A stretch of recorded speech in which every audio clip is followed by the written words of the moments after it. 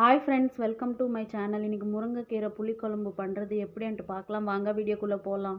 இதுக்கு அடுப்பில் ஒரு சட்டி வச்சுக்கலாம். சட்டி சூடானது 3 ஸ்பூன்ஸ் ஆயில் சேர்த்துக்கலாம். ஆயில் ஹீட் ஆகிடுச்சு. இப்போ தாளிப்பு வடகத்தை சேர்த்துக்கலாம்.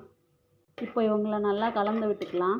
இப்போ கட் பண்ணி வச்சுருக்க வெங்காயத்தை இதில் சேர்த்து வதக்கி விட்டுக்கலாம்.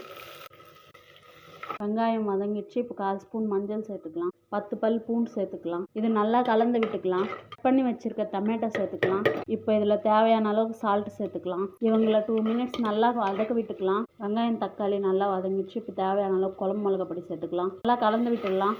இப்போ இதில் தேவையான அளவுக்கு புளி கரைசல் சேர்த்துக்கலாம். அதோட தண்ணி சேர்த்து ஒரு 5 மினிட்ஸ் கொதிக்க விடலாம். கிட்ட வந்துடுச்சு. இப்போ க்ளீன் பண்ணி வச்சுருக்க முருங்கைக்கீரை இதில் சேர்த்துக்கலாம்.